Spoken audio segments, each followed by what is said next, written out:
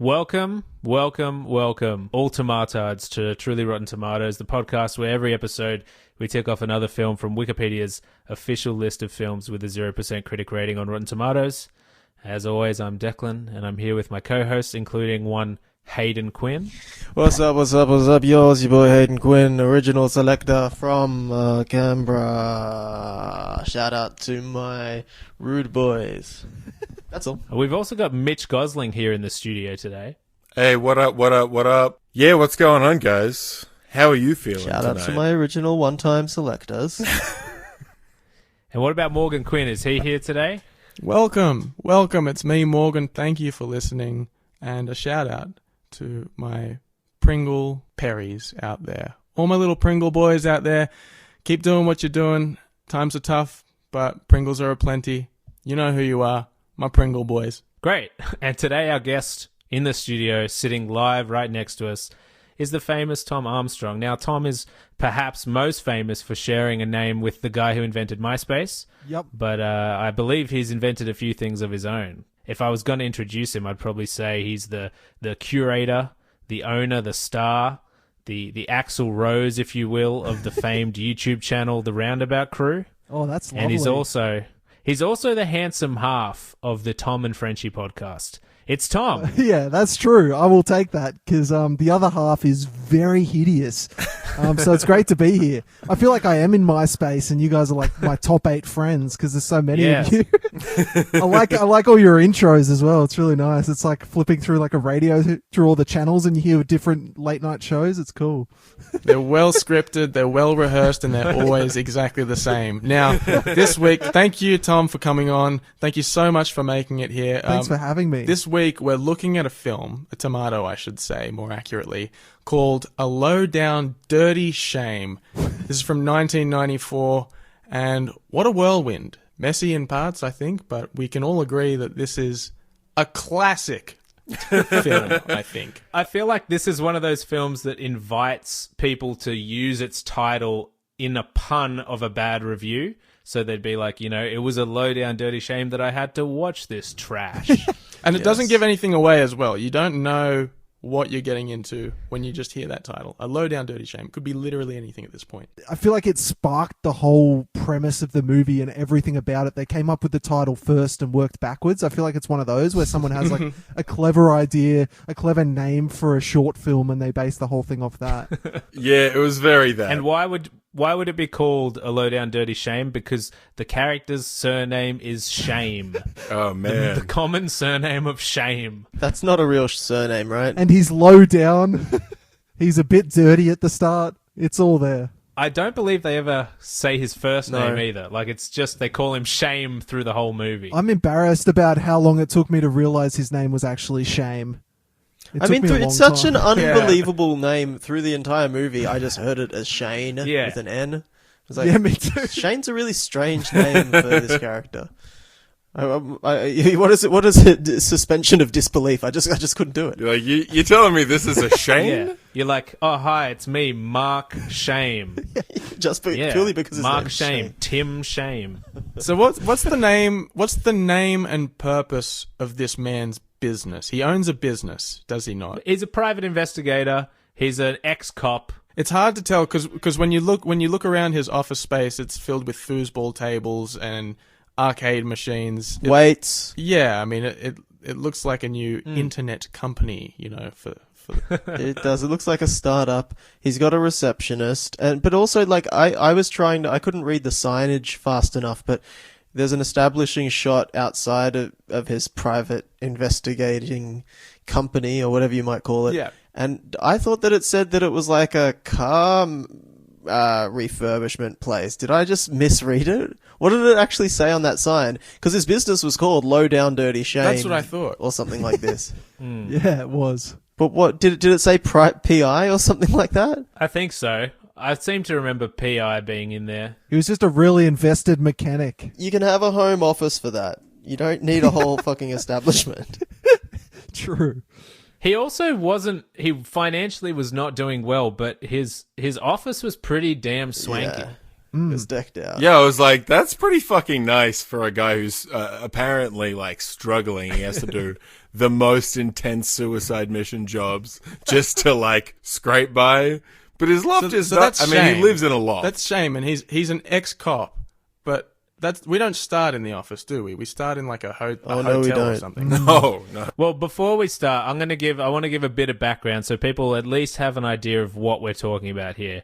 We're talking about a kind of an attempt at a Shaft-like character, kind of really tall, black, strong guy, has a lot of good quips. He's a cop. He's like a good, honest, moral guy, kind of. And it's directed, written by, and starring Keenan Ivory Wayans, one of the best Wayans brothers, if you ask me. Is he the eldest? Oh yeah. So he's coming off a film he directed that he's most famous for called I'm Gonna Get You, Sucker, and they actually say that line in this movie towards the end, just in an homage to other films that he's made. And then he'd also done In Living Colour, the kind of sketch comedy show that launched Jim Carrey's career. And then this was the next movie. And so I've seen quite a few Keenan Ivory Wayans movies. Obviously, he did Scary Movie 1 and 2, White Chicks, Little Man. He was in Don't Be a Menace. So he's kind of famous for like these just kind of parody styles, Naked Gun-esque, like those David Zucker, just heavy gags, direct parody movies. And that's really what I was expecting from this film. And it is not like that. That's what I was going to ask you. It is not like that at all. How long did it take you all to realize that this was completely sincere and it wasn't a goofy parody of a Shaft kind of movie? That it was his honest attempt at a Shaft movie. It's honestly the biggest letdown I've had on any of the films or the tomatoes we've reviewed, because I got my hopes up and I was like, sweet, we're going to get some early 90s like parody of Shaft. You know, Shaft has 5 letters starting with an S-H-A. He wears a coat. He shoots the bad guys. We're going to get like a direct Shaft parody. No, we're not. We're going to get like a bad Lethal Weapon. A Shaft parody would have been great. Yeah. Yeah, I wonder if that's what it was originally intended to be, and maybe it got slowly rewritten, because you're right, he does, you know, in the final scenes, he is dressed like Shaft, like everything about it is Shaftian. Do you think this was the one point in his career where they were like, this is your chance to be like a straight up action star, like a real popular leading man? And he was like, what about my gags? And they're like, just don't do it for this one. Play it a bit straight. You still get all the funny lines. You still get all the girls. Like, you're going to be the man after this. And then after it failed, he was like, no, it's nothing but parodies for the rest of my life. I think you're giving like the industry or whoever was around him at that time too much credit. I think this was entirely his idea. It was a vanity project. It was like The Room. It's like a Tommy Wiseau kind of movie. This is the exact kind of movie that makes me so proud to be doing the work that we're doing together. I feel like it was pitched as a Lethal Weapon with a black guy. I feel like that was the pitch, Right. And that's what they tried, but they weren't quite there. Couldn't stick the landing. There would have already been at least 2 Lethal Weapons by the time this came out as well. So that formula was like, you know, tried and true at this point. It's also done like he's sort of, I don't know, it's like a little boy's idea of what a cool grown-ups action movie is meant to be as well. Like and his performance through the whole thing is just Stilted, right? I don't know, it's so juvenile. He's like a little boy the whole time. It's like, it's kind of adorable. There is something very weird about the fact that he also wrote and directed the movie. Like, it's not Bruce Willis in Die Hard, but it's like, dude, you designed every scene in this. This is like, his yeah, fantasy. Of course I get the cool action scenes. Of course I'm like banging chicks, shooting guns, doing there's flips, 2 and at girls the end of fighting every over scene me. I get to say some mad quip and then walk off. Like, that, it's just weird to watch someone do that. Just, like you said, like The Room. But he pulled it off a lot better than Tommy Wiseau for me. You can't say that. That's just not true. Was this just the next movie we had to watch, or was this picked by Tom? Because what is this experience like for you, just coming in? Because you haven't been watching any of these movies. Oh, I assume. I love a bad movie. And I came in it felt quite nostalgic with the like 90s vibe and like the music, the soundtrack was pretty sick, and you come in, you're like, all right, I'm listening. Yeah. Like, this is kind of cool. And then like, And a lot's happening. yeah, the opening scene really got me. There was what was she, a hotel cleaner? the character Peaches. Oh, we meet yeah. her, Oh, and that's the right. first scene she walks in on a dude doing a shit. That's right. And then she shames him. Like she walked in and then she shames him for it. And then the couple having sex and you see some bush for some reason. I was like, whoa, here we go. See, that's when, like, obviously at this point, I'm like, classic Keenan Ivory Wayans. I Yeah. know what I'm in Yeah, for. yeah. Gag after gag. I'm so down for this. But that's basically the end of where it goes. And then, yeah, she knocks on a different room. There's some gangsters and they're doing a diamond deal or something. And then the little hamper that she's walked in, like, explodes and out comes Shame. And he says some stuff and shoots And some so guys. Shane pulls out his gun and like, you know, tries to hold the diamond heisters at gunpoint. And the I don't know, I think he was a Vietnamese bad guy sitting at the table with all his diamonds, says, "I'm Chow Yun Fat. You know what that means?" Oh, yeah. And his Yeah. hilarious response is, "Yeah, that means you come with an egg roll and a miso soup." Miso soup. Yeah. Like Chow Yun Fat is a famous Asian Oh, actor really? as well. And Yeah, man. He's from Bulletproof Monk and Yeah. Crouching Tiger, Hidden Dragon. Oh, so maybe he that was referring I to was himself very as thrown by that. being skilled. Right. but that's like me just introducing myself as Brad Pitt or Yeah, something. right. Kinda. Maybe And then someone saying, "Oh, so you must come with mayonnaise." I'm Brad Pitt. You know what that means? That means you're a bacon and egg burger with a side of fries. Yeah, so he jumps out of the car. Yeah, what if somebody just said that He jumps to you? out of the cart and he's got his two guns, which is like his kind of thing throughout the movie. He's holding two guns. And then the bad guys start shooting, yeah. but they got no loyalty to their own dudes. Like one guy just cleans up one of his own dudes who's in the way with like 30 bullets. I was like, holy shit. That's right, and that's the first time they use slow motion as well, when he dramatically runs 5 Oh, meters across the yeah. room and jumps Yeah. over a kitchen counter. It's a huge moment. Good, very good slow motion in this movie. Some of my favorite moments of the movie were just when they were like, "This shot is sick. Let's just let it ride. Let's just be in this moment, guys." His assistant is played by Jada Pinkett before she married Will Smith. And this movie definitely has some like fresh Prince of Bel-Air vibes to it, particularly in the soundtrack and just some of the style things. Jada Pinkett kills it in this movie. Yeah, She's she was really fantastic. funny. She's like, that was the only time I was enjoying myself. Really was small, when she was, though. She's tiny. I hated her with a passion. You hated her? Oh, I found her so I funny. found her so annoying. Her character was the fucking piss. Oh, I hated her. I mean, I love it. she gave it her all. She did what she could. All right. She was the only reason I was watching. She's very small, and I think Keenan Ivory Wayans is like 6'5" or He's something. tall. And so they would sometimes stand next to each other, and it would be like a dad and his daughter. But they kind of had a romantic relationship as well. Right, yeah, that's a Little whole bit. weird thing. Like, so I guess it's established that oh, actually, that's right. So he recovers, he steals the diamonds back from these diamond dealers, and I can't exactly remember how it happens, but essentially, whilst he's chased through this hotel, they eventually end up on the top floor. Which is a restaurant. It's a restaurant, is it? Okay, so yeah, that's right. He jumps on some tables and Yeah, and he says, "I think I'm gonna have mine to go." Oh, And that he was jumps out the window. worst. That was the worst. There's a lot of the worsts in jumps this movie. out of. Meanwhile, Peaches is. Hold on. I don't want to let this go because he's running through this restaurant and like a waiter just comes up and goes, "Will you be joining us for lunch, sir?" And then he's like, "I think I'll have mine to go." Jumps out this window.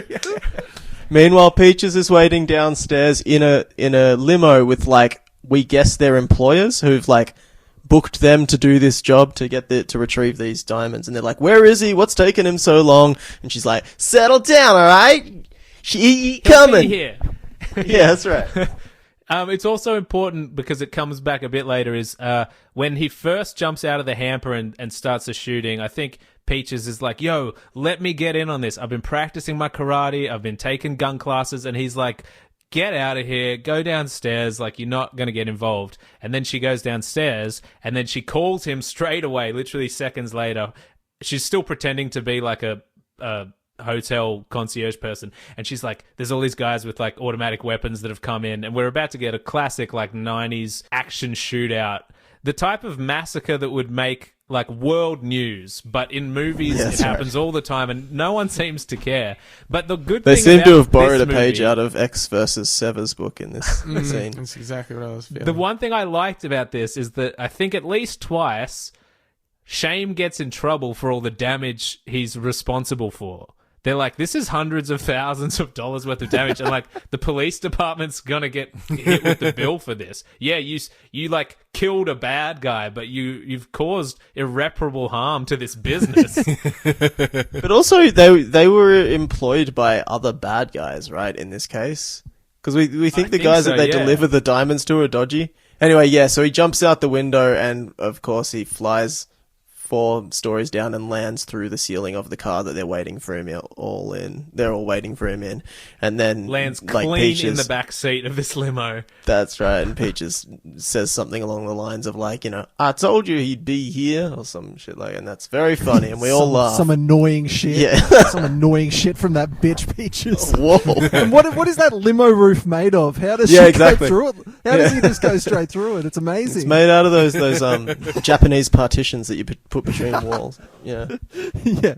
There's a few other good one-line, like there's a lot through in here, so I obviously can't quote them all, but there was one where right before this shootout, he says something like, I just got fired from the post office and I'm about to shoot this whole place up.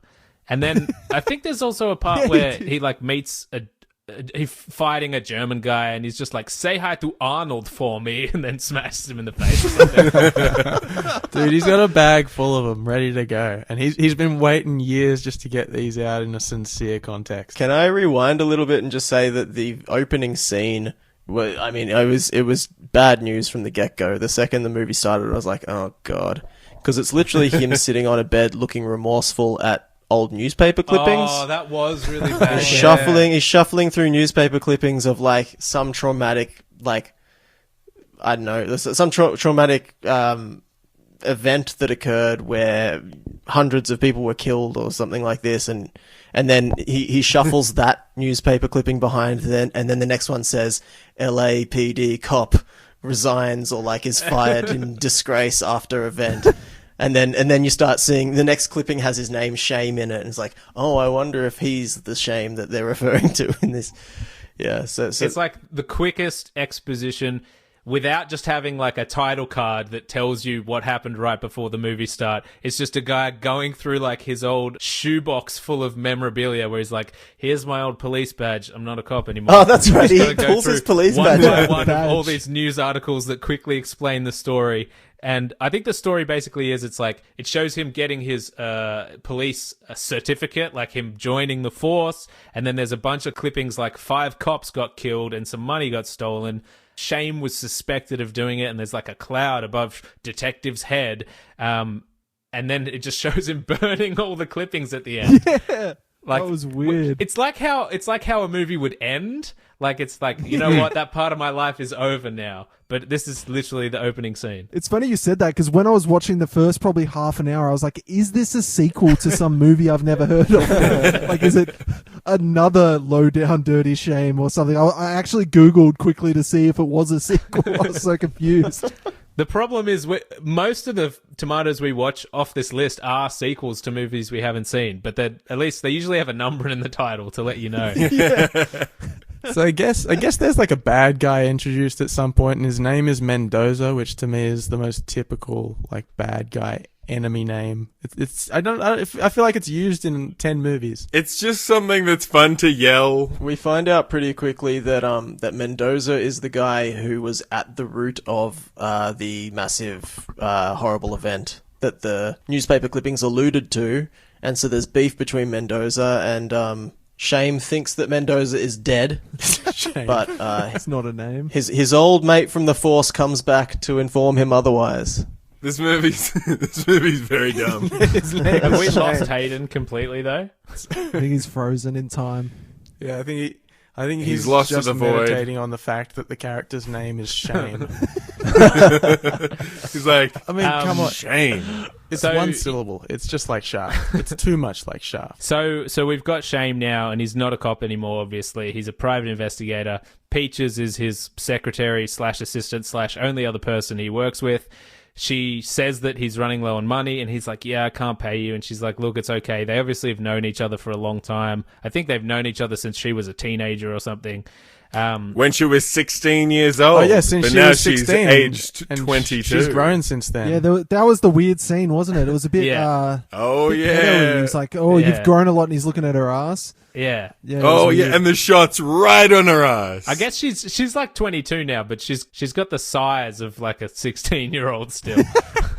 Yeah, it was some weird fantasy shit that I was like, oh, Keenan Ivory, you dirty dog. So after old mate landed in the limo, it cut to this scene where it was just Peaches watching a soap opera out of nowhere, and it was kind of. It was kind of like a ghetto goggle box. That's what I was thinking when I was watching it, because she's just screaming at this TV. It's some kind of Spanish looking soap opera. It was I was like, why is this in this film? When you see a scene like that, you're like, there's gonna be some follow up to that. That's a setup to a scene, especially at the first 5 minutes of a movie. And it did come back very briefly at one point, but it's just to show that she's obsessed with soap operas, and she takes them seriously enough to like hate the character who's cheating on their wife in the soap opera or something like that. You're talking She's, about like, when screaming she at the punches screen. out the actor from Yeah. the soap opera. Yes. Later on, she again. Was that relevant? Did that? And like was that set important? up That for was just punchline. that was just the punchline. Wait, did that happen in this movie? I She was just playing the watched long this game movie. with that joke. She runs up to the guy, and he's like surrounded by paparazzi, and it's like, you're the guy who acts in that thing, but she's just like, you're the guy who cheated on his wife in my show, and she just decks him. And that's like a plot point where we realize that Peaches is like very mentally challenged. Like she has a very small IQ. She may be grown up from 16, but she's got a 12-year-old's brain. That's why Shame has been 50-50 about whether he should bang her or not. Yeah, it might be like This whole movie is just a little boy's interpretation of like what's going on around him. So he can't conjure up any more complex a character than this woman. I was just going to say about the common theme between every character that isn't Shame is that everyone's a moron or a scumbag. Every woman is an idiot. Every gay person is a like walking stereotype. Oh, man. Oh, man. Like that was everyone. something else. Yeah. And when you think it's not gonna get like worse on top of like, you're like, oh, maybe it's just aged kind of badly. You're like, oh my god. I mean, I don't want to spoil anything later into the game, but there's some good stuff in this movie. Like some. You could play a game of like offensive 90s movie bingo with this movie. Yeah, and that's it would what I pretty was much thinking. hit all of it. But if you put those same aspects into a scary movie type parody film, you can kind of get away with it being offensive and funny. Nowadays, you're like, this action movie is just super homophobic, a little bit borderline pedo. The bad guy, of course, is just like a dude with a Mexican accent. Oh, yeah. Oh, interestingly enough, that guy that played the Mexican guy, Mitch might recognize him from the show Lost, where he plays a Russian guy with an eye patch. really. Oh, he's that guy. Yeah. So I just kept wondering, from the island. yeah, what's his real accent? Because he does bad guy movie accents all the time. Was he one of the others in Lost? Yeah, he was like a fake Dharma guy. Yeah, for a long right. time. He was like in Yeah. the submarine area Yeah. around season 3, the good stuff. Oh yeah, when you're in the thick of it. Hayden Morgan, are we losing you? Sorry, I was just thinking about the scene where he goes into the store and she's wearing the name tag, but we'll get to that later. I don't know if you guys have anything to say about this name tag, but I got hung up on this name tag. in this scene. Yeah. Oh, wait, let's well, go to the name tag. Let's go to the name tag. Yeah. Well, what's the issue with the name tag? Well, he goes into this store, he sees the assistant's name tag. I don't know, it's like a jewelry store or something. This is just before he prank calls the Yes. store to say that he's the radio and she's won $10,000. Yeah. Anyway, the name tag says D. Kendricks, Yeah. and he goes, Denise, and she goes, no, Diane.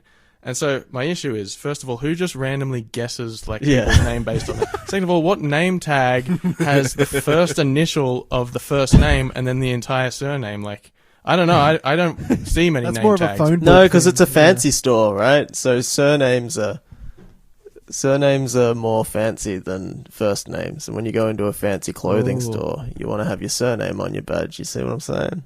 But I agree. Like, it would be that's what I weird thought. to walk It's in. like a butler. It's like a butler sort of Exactly, but it would be weird to walk in and just like completely take a shot in the dark. It's like, Angelo? Can I? No, Denise. Can I make a confession? And it's hard to say this because obviously I'm the smartest one of the group, the most intellectual, the best at comprehending bad movies. I did not understand the scene you guys are talking about at all. He went into like a fashion kind of like a higher class clothing store or. Yeah, actually, and he kind of hit on the woman behind the counter, and then she didn't really go for it. So he went into a phone booth and he called her up and said she'd won. He pretended to be a radio host, said she'd won $10,000, and then she left the counter. Why did that happen? So I can explain the scene. So what you said is what happened, right? But I can't explain why he did it. But that's my question. So he did it. So he did it. The purpose of him doing it was to get her out of the store and have to close the shop up, right? And then a woman we've skipped a bunch of the storyline here, but he's trying to trace his ex-girlfriend, and I guess he assumes that she's going to go to this store today at a specific time. And so he tries to get the store to close, but I can't for the life of me understand why he needs it closed. Like, he could just, like, track her when she goes into the store and then follow her afterwards. But instead he makes sure that the store is closed when she arrives and then tracks her. As far as I can tell, for some reason he wanted her to not buy perfume. Yeah, I thought it was like a setup for he knew that the fancy like a Pretty Woman scenario. That's where I thought it was going. Like, he went in, she assumed he was poor, and then he was going to leave and come back on like a sports car or something. I thought it was going to be that kind of vibe. Right, yeah. But no, he just fucking ruined her life instead. Whatever it was, he did it really well. Yeah, he just likes fucking with people. He definitely did follow his girlfriend after that scene. Like, because then he waits, and the woman does eventually come. The woman that he's following does eventually come, and she's perturbed that she can't get into the store. I just for the life of me can't understand why he needed her not to be there with it. All right, let's do a quick jump through the basic plot. So we explained the opening scene, which is kind of like one of those, like the end of another story that we don't really need to know about, just to introduce the characters a bit. Shame really needs money. He's about to go broke. He can't even pay Peaches. And then an old cop buddy of his comes in and is like, yo, I got this case for you. I think his name's Sonny, and he's from the DEA, but he's like, I got an off-the-record case that the cops can't do for some reason. I need you to do it. There's this woman. She turned Ernesto Mendoza in, then skipped town, even though he's meant to be dead. And that's the guy Shame tried to take out that we know about from the newspaper clippings. And it's just like, yo, you got 3 days to track him down. So he doesn't want to, but he needs the money. And it's also a case very close to his heart because he was like going to marry this woman as well. And she ran off with this guy. Look, he tries to refuse it. He doesn't want to take the job on. And so he goes, no, I can't find this woman. You run it through your computers. And his ex-partner looks at him very seriously and says, every single one. Nothing. He went around to every individual computer in the LAPD and just checked, just in case. They're not networked. It's just like a little kid thing to say. He's like, I went through every single computer, and I checked name everyone. is not in any computer. But the seriousness with which he delivers that line was so good. I even called up the boss of the internet and I asked him, and he said he didn't know either. Right after this, they kind of, I think Peaches and Shame talk about how they're going to get onto this case and find his girlfriend, who I want to say is called Angela, but that might be wrong.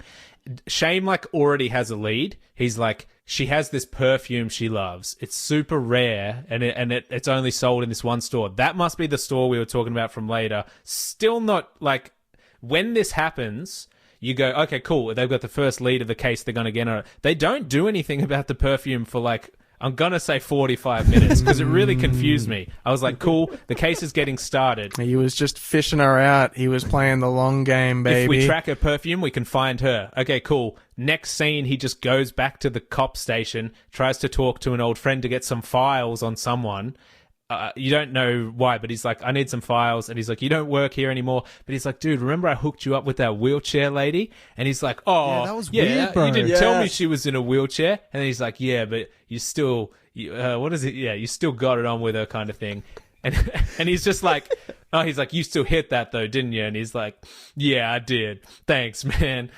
Again, like, very cool, very funny in the 90s, but not then- so funny nowadays. There was a line I wrote down. He said, "Don't sleep on the handicapped brother." Oh. That's it. Yes. It was so good. But didn't he qualify it with something else as well? It was like they still run a good game in bed or something like really this. offensive. It's very Maybe good. that's not offensive, though. Maybe Yes. that's, like, not ableist. Maybe that's inclusive. Yeah, true. It's empowering is what it is. They still root. Maybe it's empowering. When you're looking for useless sluts to have sex with, don't overlook the people in wheelchairs. Like, there's more out there than you might think. They got plenty of time on their hands. if there's one thing this podcast has taught me is that you don't underestimate people in wheelchairs. All right. It's a good thing their disability limits them from listening to this podcast. So what happens after this? Declan, I was just thinking about how this guy can, like, sniff things out. Like, he's smelling this girl through the perfume. That's how he cracks the case. Do you remember that character we invented who was a detective that smells crime? Like, he literally smells crime. Ooh. And people always ask him, like, how did you solve the crime? I don't remember what his name was, but his catchphrase was, I have a keen sense of smell. And then he just, like, leaves the scene of the crime. That's how every episode ends. He'd have Why did like you a not huge, put a this comically huge nose as well. And like a magnifying glass that he's holding up to his nose all the time. Cast Steve Carell. Easy. All right. Okay, so after this happens, whatever we were talking about, Shame. We have that bizarre conundrum of a perfume store that she never gets to go to, and then he starts tailing her, right? That's also where we have the scene where Peaches sees the soap opera actor and punches him in the face. Actually, hold on. Did we get to the point where he stays over at her place? And then wakes up. No, this is after. This is after. What He happens? throws a seat and he says, have a seat. And then he throws That's a right. seat. Take a seat. Shame sits down with a bunch of gangsters in, That's right. I think, a bar or a restaurant, and maybe they're playing cards or something. And they kind of know him as well. Like, they must be criminals that he's dealt with or something. They all talk a bit of shit to each other. Of course, it ends with them going, like, get the fuck out of here. And then he's like, we've known each other for ages. And then, nevertheless, they have a huge bar fight. One guy gets thrown into a jukebox. There's some slow-mo flying around. Shame brings both his guns out as usual. It ends with them all in, like, a Mexican standoff kind of thing. And then he just leaves, I'm pretty sure. No. I don't remember what that scene was for. Because he gets when the he gets- shit kicked out of him, and then that's where we meet Mendoza. No, they're different though. So he leaves this bar fight. He's walking down an literally the scene right after the bar fight is him just walking down an alley on his own. Two guys come up to him with like these baton stick things, and they beat the shit out of him. Then, Oh and yeah, that's where okay, Mendoza all is right, like- yeah, no, my Yeah. bad. Sorry. But they're not really related. Like that could have happened at any point. Did you notice in that scene when they were beating him with the bats that the bats were like clearly rubber? Like you Oh could yeah, literally see them bend. There's a lot of bounce. It was really funny, just like these weird wiffle bats. We should Hilarious. overdub that sound with like comical effects, like doing. So Mendoza gets in his face and does like a classic, like, you know, you don't want to be sniffing around here. You're getting too close to the case, and I'm a criminal and I don't like cops. And then Shame goes to Peach's house and he's all beat up, and she's like, "Why do you only come over when you're all when you're all beat up?" And she nurses him, and that's when she's like, "Why haven't you ever tried to tap my ass?" And he's like, "Oh, you know." You just, I've known you since you were a child, and it's really weird. And then he does stare at her ass, and he's like, "You have grown up in some ways." You think he was talking about her ass? Yeah. I wrote down the quote he said there. He said, "I've watched you grow from an adorable little girl into a gorgeous woman who's very sexy." Yeah. Like, that is such a weird Yeah, sentence. that's the Very exact creepy. sentence like an undercover cop would have if they were trying to lure out a pedo, Or just a third grade boy trying to write a feature film? or just a third-rate Wayans brother. Man. Well, the thing is, like, when you're thinking about this movie, you got to remember that he wrote, directed, and starred. So, because one, he's trying to support himself as an actor, which is a critical failure. He's trying to sell the idea of him as a sex symbol, which is like kind of bizarre when you're watching the way that he just is in the world. He's got this really Like he's disrespectful to literally everyone he interacts with in this movie. He's also got this really weird sort of placid look on his face through the whole movie that I found really disconcerting. Yeah, he's almost sulky. He kind of doesn't have any emotions on his face at any point. Quite dead in the eyes. So that night, after he's been all bashed and he's at Peach's house, he falls asleep and he wakes up with his arm around a woman. But hold on, it's not a woman. It's a gay guy in drag wearing a wig. And so obviously he's horrified. And he's like, what happened here? So he gets out his 2 guns. And it's just the most over-the-top, exaggerated version of a gay person you've literally ever seen. Yes. I mean, very campy. And he says the classic line, "You better show some tits or you die." Yeah. And then he says something like, I ain't trying to get crying gamed out here. Yeah, I did laugh at that line. Show some tits or die is a pretty good line. Like I might use that. Line. Yeah, it was like a real over-the-top gay character who also seemed like he was on crack for some reason. Yeah, very energetic. Yeah, but I'll also highlight that when he says, "Brother, you better show me some tits or die," he's got like his gun pulled on the person as well. He's got Both of his guns out. Probably 2 guns, one in each hand. I love like the fear that you could accidentally have had sex with a man and the rage that comes the next morning where you're like, what did I do last night? I might have to shoot this guy. Yeah, I feel like if you're at that point, turn the gun on yourself. If it's that bad for you, just end it If for it's that yourself. You don't need to take it shameful. out on someone else. If you're not comfortable with it, sorry, mate. I'm going to quickly show you his expression in this exact moment. The fear on this man's guns The are best out. acting he does. He does have 2 guns. Oh my god. But his eyes are still dead. True fear. True fear. And then we cut to a scene where he's cooking breakfast, the gay man is, and Yeah. he sings, "I love cooking when Yeah. I'm dealing with meat," Yeah. is the lyrics he sings. And he's cooking big penis-sized sausages. Like kielbasa's. And of course, Shame's homophobia that runs so deep. He's like, do you want anything for breakfast? And he's like, I'm not eating that. Like, I can't even eat a sausage. It's too gay. Homophobia in black culture, especially in the 90s, was a pretty big thing, right? Like, so I kind of, Yeah. I can understand the climate that the movie was made in. That would be like, It's like Eddie Murphy specials. it was a the heavy early days, thing. yeah. It was a crutch for those kind of comedies to lean on, right? Making Well, fun later, of gay people. I'm not saying that it's right. Shame I'm just goes saying to a that's- gym later on to investigate something sexy. I don't really know what it is that he's investigating. Oh, I can tell you how it happens. So the woman, because she can't get into the yeah. perfume store, she goes into a gym. So then he has the exact same problem he would have had at the Right. perfume store. But he's not allowed in at the gym. It's 'Cause he can't get a into the- women-only gym, and they make that point very clear. And then, like, very soon after that, there's that gay man that we were just talking about and the other gay character of the film, and they're just strutting around the gym. He's saying that, like, gay men are allowed in women's gyms? Like, Do we know what- the name of the gay guy who lives with Peaches? Her roommate? I do not. It was something silly. Listen, man. Anyway. I'm not remembering a lot of the names of people other than Shame and Peaches. Oh, and Mendoza. There was an Angela. Yeah. That's the Hot woman Angela. he's tracking into the gym. He's following her into the gym. And she's toxic. Well, how do you set this scene up? It's Shame follows her into the gym. He gets turned away, and he just happens to bump into this gay roommate. And he's like, "Hey, I know you. I tried to shoot you this morning. Hey, you need to help me get into this gym because I'm tracking someone." And the guy who works there is like, "No, I won't do that. I can't do that." And then suddenly his boyfriend turns up, who's the second most over the top caricature of a gay person ever. And it was just a very, I don't know, it was a funny-ish scene in that it was just so absurd that Shame pretended to be gay. And what was the deal? Shame was pretending to be Like an affair. See, it's really hard because I don't have any of the names of these people. Yeah. Well, there was a black gay character and a white gay character, and Shame pretended to be like having an affair with the black gay character to piss off the white gay character. And then the white gay character said to Shame, if you ever want some milk in That's your right.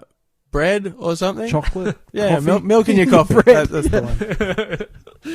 Milk in your bread works. You had a bit of milk in that I'm bread? a little shaky on the details. Which just goes to show that even if a gay man is upset that his partner is cheating on him, Yeah. he's not so upset that he can keep his mind off sex. Am I right? Especially that shame he's handsome. It's really good that 5 white guys are exploring homophobia in black culture on the podcast. Like, I'm glad we've gone to that level. I think so.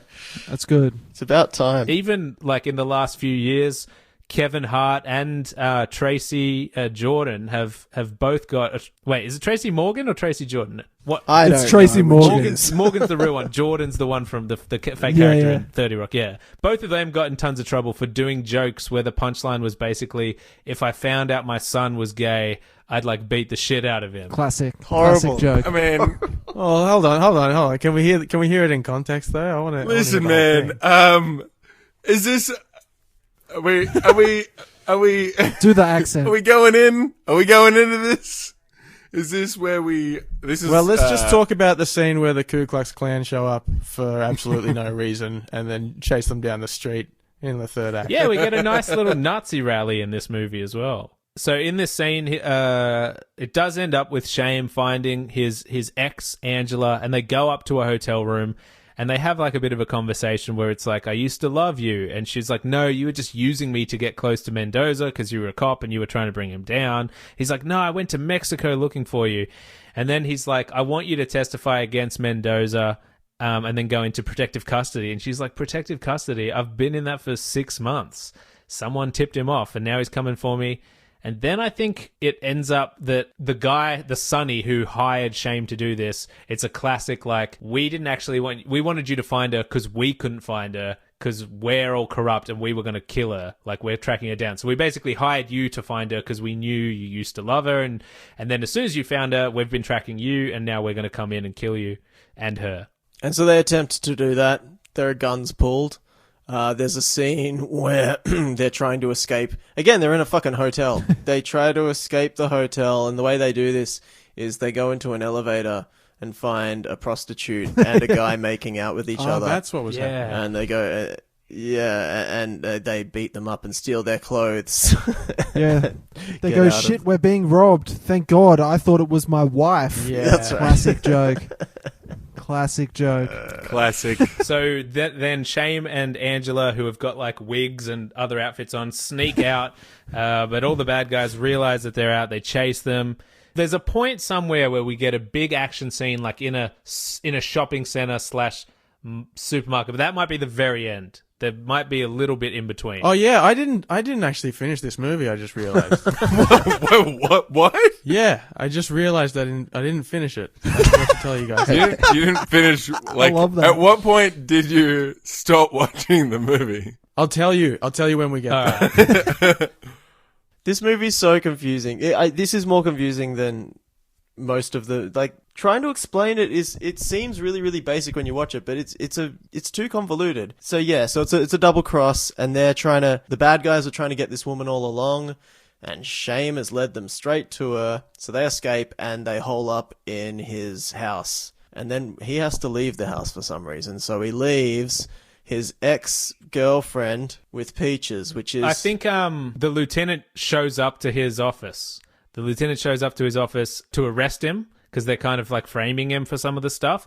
And that's when Peaches is there and she like gets into a fight with the lieutenant. She finally gets to use that like karate she's been practicing. And yeah, she fights Sonny, who's the cop that hired Shame in the beginning. Oh, the way she escapes is she takes like a 10-meter run up and runs through his legs. Just like a little shit. Oh, that's right. Yes. There's also some plot aspect where it's like Angela, who's Shame's ex, stole $20 million that Mendoza had like smuggled in a coffin and then turned him into the feds. Oh, yeah. And that was her plan. She wasn't in on the Mendoza thing. She was like double crossing him. See, that's where I was like confused because there's so many convoluted things. I was like, am I missing something? Had this happened before? Did this happened in the previous version of this? But no, it's just fucking weird. And then so Sonny and Mendoza get Peaches at the end of this sequence, and Shame is with Angela, and at the end, Shame gets a phone call, and it's Mendoza, I guess, and he's like, "You've got peaches? All right, where do you want to meet? Let's meet here and here," which I guess is the shopping center. And then Angela's like, "Smoke his ass," and he's like a motherfucking pack of cools.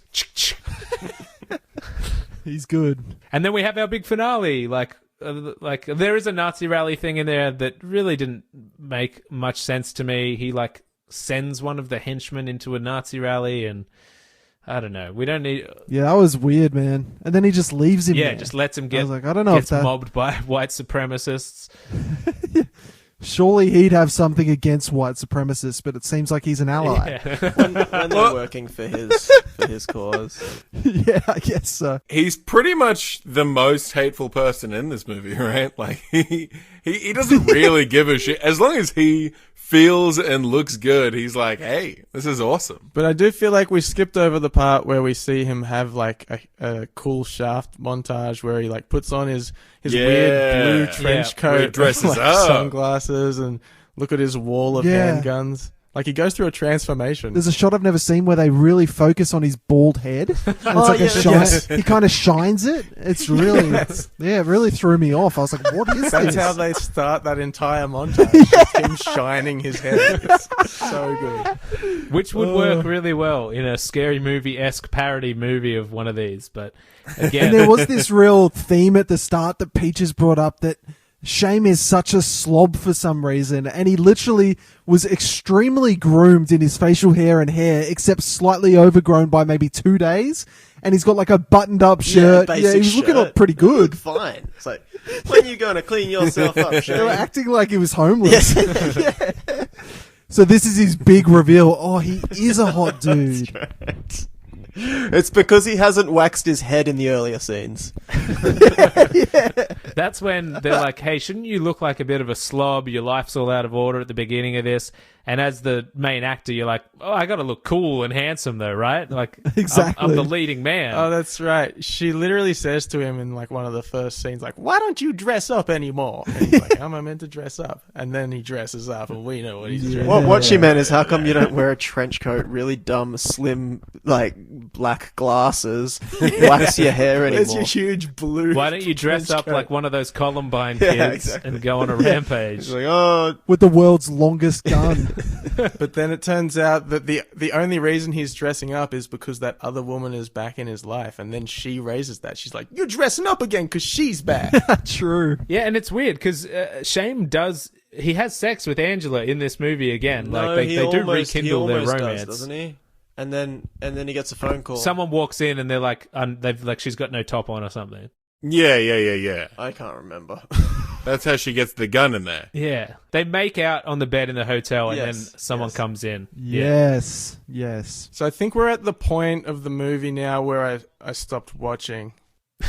Well, Morgan, you missed Fair enough. This is where you fell off. the best part.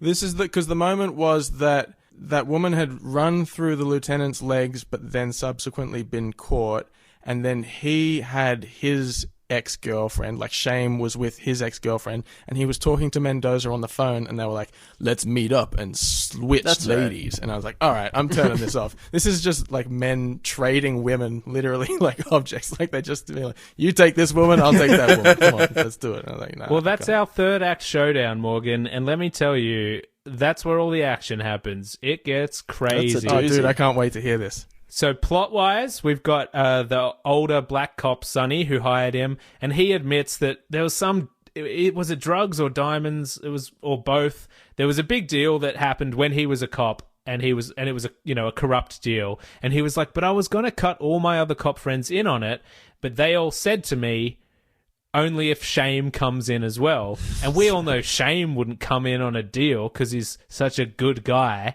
And that must be why this cop had to like kill all those other cops and try and like stick it on Shame. So they try and do the swap. They're in a mall, Morgan. They send Peaches down this escalator and Shame is coming up the escalator. Other way And around. they're crossing each other. But he's taped a gun to Peach's side of the escalator, and he says something to her like under his breath where he's like, I hope that gun training is ready to pay off. And she so he gives her a gun. We find out that there's actually a dummy coming down the other side of the escalators, so he's not really trading Angela, it's a mannequin. And when they see that, Yeah, it's a mannequin in a wig. Sick. Because they're in a they mall. flip out. And when I see a guy with a mannequin anywhere near him, I just know he's a creep. I've got a mannequin behind me for those listening. That's true. The mannequin ploy surprisingly does not trick them for that long, and it starts a massive shootout. And we get a mad run through the mall. Everything's exploding. Everyone's shooting each other. Any slow motion? Oh, dude, we get some badass stuff. Oh, yeah. I get some good ones. Shame again early on just goes like Peaches. You go to the northwest door up there, and there's a car park, and just sit in the car. I don't want you involved in this. She's just so annoying. He wants her out. She It's the sucks. third time he's said something like that to her in the Get whole outta movie. here. Just go sit in the car. And then 10 dudes rappel through the glass roof of this mall, and it's like, Yes. where do people hire all these mercenaries from? Everyone seems to have their own army of Well, they're all people. cops, right? I guess any cop. That's right. Yeah, because no, I don't you're know. right. I Because don't the know. old I don't know. Wait, I'm are trying you to telling- rationalize Hold it. on. Are you telling me Shame is just killing LAPD or whatever? He's just killing cops in this movie? The people he used to work with? Yeah, well, because doesn't his old mate who set the whole thing up, doesn't he pull in like SWAT team buddies? Doesn't he don't worry, Mendoza, I've got all my old pals to help me out. Yeah, I guess. But that's pretty messed up. Pretty much. I don't remember exactly what their qualifications were. All I know is that they pigeonhole a pigeonhole. Is that whatever? They get him into a store, but then he Cornhole. realizes they cornhole him, and he realizes that he's been trapped in the explosive store, where all the explosives are. What are you talking about? He's in a sporting goods store. He's in a camping sporting goods kind of store. With so So much there's fuel in it. fishing rods and also Yeah, it has heaps tons of of fuel. propane. Knives. What else have we got? Charcoal lighters, fuel canisters, just everything. And Oh, yeah, that's right. So he opens all the gas there's bottles. only one or two guys in there, but he's ducking through the different alleys of the shop, and he's just finding 20 propane canisters. So he just starts loosening the valve and letting it spray all this gas, and he sets up for a wicked explosion. This is another Home Alone moment, right? He's going around, he's setting up the traps, some kooky music playing. He's poking holes in things. Yeah. Literally just a 4-year-old boy just being like, oh, imagine if the shops were just you could go in and you could just play with anything. You could do whatever you want. Yeah. And at the end, the way he lights it, Morgan, so there's a couple of cops in there looking for him. He kind of comes to the front. He puts a tennis ball in this can of charcoal lighter, lights it on fire, and then it shoots into the store, and it does a massive explosion, and he goes flying, but he's also created a bungee for himself, tied it around his legs, and so he goes free falling 100 meters on this bungee as this explosion happens behind him. It was cool. But somehow he measured it perfectly for it to be about a meter off the ground. When he gets down, he grabs a man's machine gun, comes back up, and shoots the guy while he's coming back up from the bungee cord. It is ridiculous. Oh, that's awesome.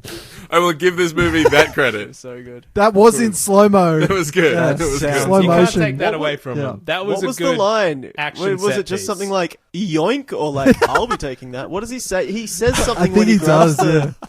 I think he does say, Yeah. I'll be taking thanks that. for the yeah. gun. I hope it was really good. My imagination of that image in my head is so good. It might be a better way to just imagine the movie rather than watch the movie next time, because that looked good in my head. All right, now, so none of us can remember exactly what the line was when he bungees down and yoinks the guy's gun. So should we all pitch a version of what we think the line could or should be? Yes.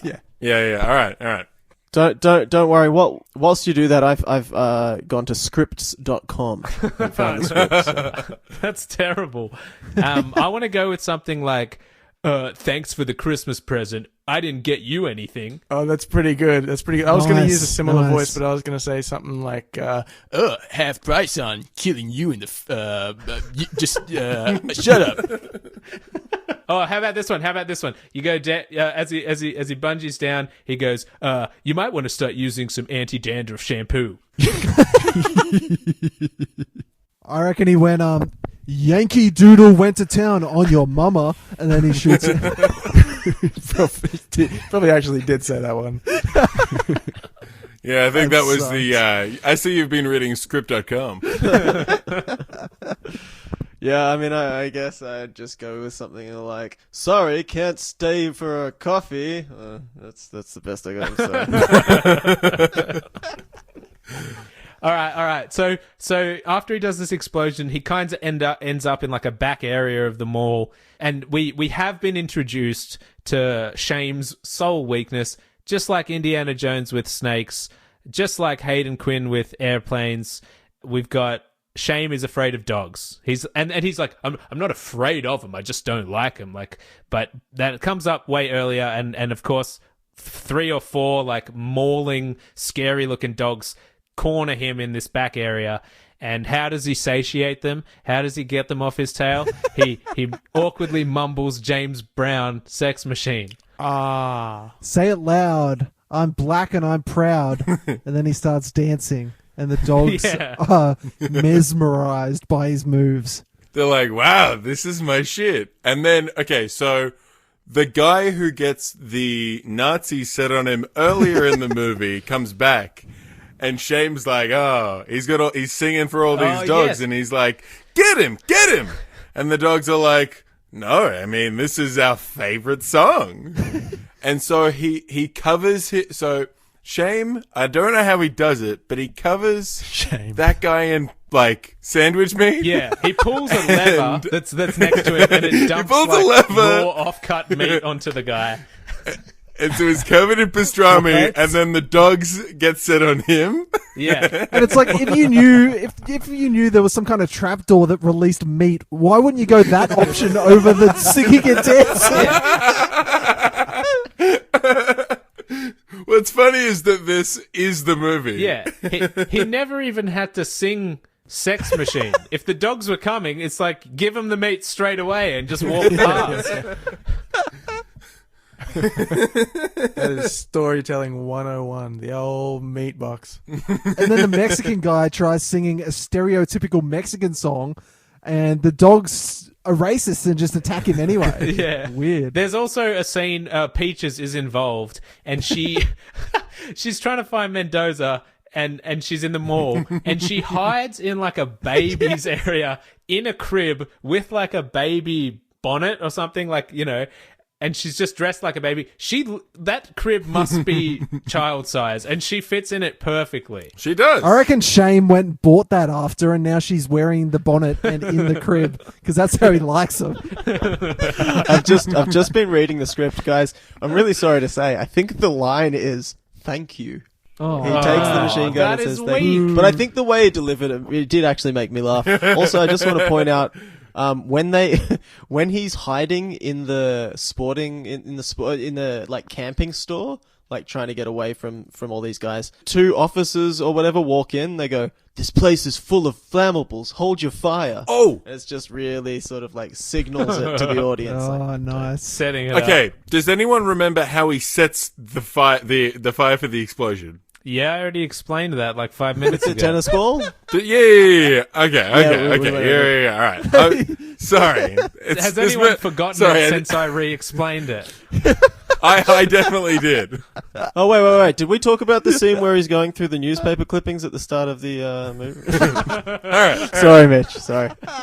Listen, man, it was an experience. All right, let's just jump to the end. Angela shoots the bad black cop called Sonny. Peaches gets caught by Mendoza after hiding in the baby nursery. Then Shame comes, and they do some hand-to-hand fighting. We get a bit of, like, actual kind of kung fu, bad guy versus good guy. And it's weird, because Shame's, like, kind of getting his ass beaten most of the time. But at one point, he gets his arm, like, twisted around Mendoza and does, like, this kind of, like... Oh, it's Mendoza. This kind of, like, flip over the top, gets on top of him and beats him. And it's, like, not that impressive. Oh, It's just yeah, kind of he like, does like a back elbow, doesn't he? Yeah, he does like a it's like a spinning flying- elbow. spinning back elbow trick. Some kind of Muay Thai shit out of nowhere. Also, they're in a punch fight, and of course Mendoza like pulls a knife at one point, which is just Classic. a cheap shot. Like, you do that, you deserve to die. Like, I was on his side until that point.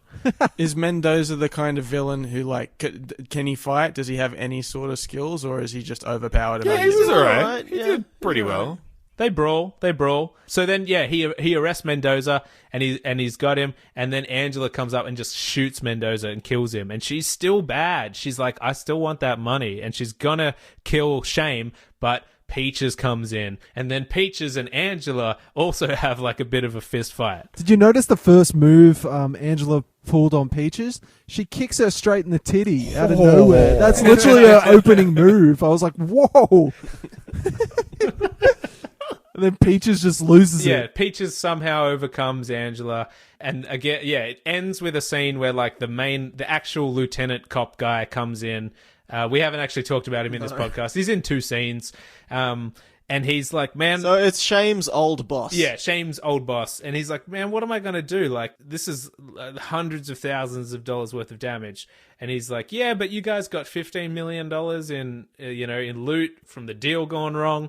And then afterwards, Peaches is like, wasn't it 20? And Shame's like, yeah, but I'm obviously taking off a bit for myself, and I got to pay your fee as well. So maybe he's not that good of a guy. Yeah, I never weird. got any hint that he was a good or a bad guy. He just seemed like a bit of a prick, like just not likable, kind of sexist, hates gay It's just people. a guy. Yeah. This guy is a low down dirty Shame. See what I did? See? I went for it. I like that. So reflecting on that title, so that's. I mean, I'm sorry if this is blatantly obvious, and I'm only putting it together now. He's low down at the start of the movie. They keep referring to him, but not being dressed well, so he's dirty, right? Is that the point of the movie? Is that why it's called this, or? I don't think so. It's the name of his detective agency, isn't it? That's why it's called. It's also the name of his detective that's agency. true. It's complex. Look, it can work on many levels. All right, it's like an onion. But he chose the name Shame. It must have been like, is the character meant to be feeling shame the whole movie? What is the I importance think of we as the audience the are meant title to be and the feeling name? shame for having sat through this piece of shit. I think he had shame hang when on. he was attracted to her at 16, but now it's okay. All right, let's get into some wrapping up. Was anyone watching Shame's haircuts throughout this movie? No. So No. Oh, sorry. I was watching the little curls next to what's her name's Peaches. Jada Pinkett. Peach's hair. But go on. What about Shame? So Shame at the beginning of the movie has hair all over his head. The next scene he has just hair on the side of his head. Pretty much every scene he has a new haircut. That's amazing. That's why he looks different when he does the thing to his hair, because maybe he's finally clean-shaven. Oh yeah. That's when he shaves Was he not his bald head. through the entire No. film? No. You're right. I just assumed He he was. shaved his head at one point and then is bald for the rest of the movie, but at the beginning they kind of like flashing in and out of like different haircuts. It's pretty great. You're right. It's a you're metaphor. right. That's so weird. At the start, he was dirty. At the end, he was shaved. Yeah, it's a metaphor. He's clean. see? He's clean. The working title for the film was Shave. Let's wrap this bad boy up.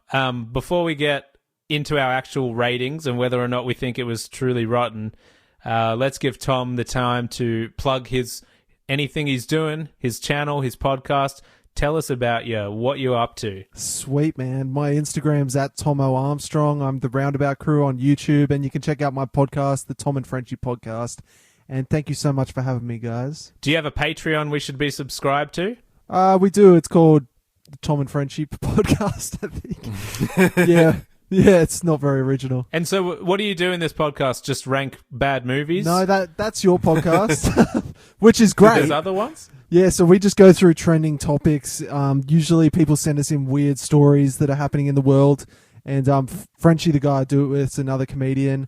And we kind of bicker like an old married couple most of the time. But it's good fun. Awesome. How do you respond to allegations that Frenchy is actually French? That's actually true. I can say it here first. That accent is fake. He pretends to be Australian. He is a frog. I know it. There's just something about it that doesn't sound authentic. So, yeah. He's a thank you for fraud. clearing that He's up. trying to cover it. You guys got the scoop. You guys got the scoop here. You can... Sweet. This is the TMZ of podcasts. Thank All right, God. Tom, as the guest, I'm going to ask you, what are your overall thoughts on the film, and then how do you rank it out of 10, and do you think it's truly rotten? Well, first of all, I found it extremely confusing. I found Peaches intolerable. I don't know what Will Smith saw in her after her performance as the most annoying person of all time. I thought Angela was pretty hot. Is that what we do? We rate the women on theme with We're ranking out of 10 everything.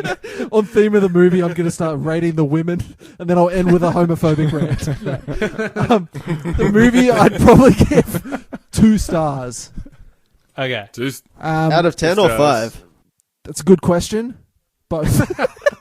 I'll go 2 out of 10. Oh, shit. Yeah. Okay. Yeah, really not good. Give your salsa what they want, Mitch. All right. Shout out to my salsa. Now, what I'm going to say is that this is a movie where you get a scene where you got a black guy setting a clan, like a neo-Nazi mob on a Middle Eastern guy, assuming he's going to die, and then it cuts immediately to like a stripper with like giant boobs. So I'm like, I don't know. I'm in two minds about this, because I'm like, every time I think I'm appalled, it reels me back in. And I think that says more about the kind of piece of shit I am. Where I'm like, this shit, like, would I watch it again? I don't know, maybe. I don't know. I'm going to give it a 4.3. That's 4.3. Yeah, and I'm going to give, you know what, 4.4, because there was some pretty legit songs in there. 4.5. Final score. Lock it in there. The soundtrack was good. Yeah, soundtrack was pretty dope. Hayden, you're up next, buddy. Yep, so on that comment, the opening track, I'm still trying to find out what it was, but that fucking owned. Loved the opening, the music in the opening scene. I loved Peaches. I found her hilarious because she was so stupidly over the top and like just had me laughing at her stupidity. But other than that, there aren't many redeeming factors. I thought that the woman that played Angela was really bad, a terrible actress, real bad. Oh yeah, I couldn't handle her at all. But there were some funny lines. Anyway, I'm going to give it a 3.5. It was not good. Cool. And Morgan, give us your best. Shout out to my tomato files. This tomato was, like I said, just a little boy's idea of what an action movie should be. I think it was a failed experiment, but it was exactly what this podcast is about, which is artists putting their best foot forward and failing miserably. There's so much to get out of this movie. There's one moment that we didn't talk about, which is when he's having some sort of altercation in the club, and there's a song playing in the background as they start pulling guns out at each other under the table, and it's literally, the lyrics are, it's starting to get hectic. It's starting to get hectic. And I think that warrants the 3 out of 10 that I'll give it. That's what gives it its 3 points, is that song. Okay. That was a good scene when like one by one they put like, what was it, a total of 4 guns get pulled out under the table. Also, I didn't get to shout out my tomato guys, and so shout out to my tomato synthesis. Great. And on that note, I'll give my final approval of this film. I gotta say, super disappointed that it wasn't a Wayans brothers shtick that I was expecting. I'm also a huge fan of Shane Black, and this was like a really bad Shane Black movie. Who dat? Who's Shane Black? Kiss Kiss Bang He Bang. did the original Lethal Weapons, Iron Man 3. The Long Kiss Goodnight, Kiss Kiss Bang Bang, The Nice Guys, like detective stories, pulpy, like cops, really good dialogue, really kind of convoluted plots, but like a lot more clever and coherent, even though they're super twisty. And this just felt, and Morgan said this to me off mic, where there's good movies and then there's really bad movies that are still enjoyable. All the movies on this list seem to fall into that mediocre area, and that's way more painful to watch. Yeah, I completely agree. And I think going into this, that I 100% expected that would be the case. It's just a slog. They're never enjoyable on the level that they're just terrible. They're just hard to watch, and they're just the type of movie that if you saw on TV or walked into a cinema, you'd probably just get bored after 40 minutes and leave. but we have to watch them to the end because that's the show. So I'm giving this one a 3.9 out of 10, which is the same score I gave Ballistic X versus Sever. I think they're pretty much on par, around the same... No, this was way worse. Wow. I disagree. Anyway, sorry. And I guess with that, I might play the theme song to this movie. The song Shame, Evelyn, Champagne King. The movie opens to this. Check it out. Hey, while we're listening to this, do you guys want to hear my new idea for a restaurant? Yeah. Yes. It's like Subway, but when you don't want 6 inches or a foot long, you just want 3 inches. It's called Subway. Yeah, all right. I can see that taking off. What about... It's good. Hang on. It's coming to me. I have a recommendation for a movie you guys should watch. It's called Cool as Ice. It's the Vanilla Ice. Vanilla Ice. I've seen it. Yeah, it's Yes. fantastically bad. Yeah, and that fits in the exact same. Hell yeah, this is. It's kind of the same era. Fits in the same thing of just being like painful to watch, but there is some amazing cinematography in it. There's some of the like film clip parts where he's rapping tracks. I love the way those scenes look. But yeah, it's a terribly boring movie itself. Yeah, awesome. Check it out. Morgan, what about Sub Wayans? And it's all of it. It's just all you can do is rent Wayans films that aren't very good from there. Sub Wayans. And they only have brown bread. That's right. Yeah, you still have to go through the arduous process of like walking up a line of ingredients to choose how the DVD is. That's right. Which Wayans brothers film do you want as the inlay? Okay, and which Wayans brother film do you want actually put into the DVD?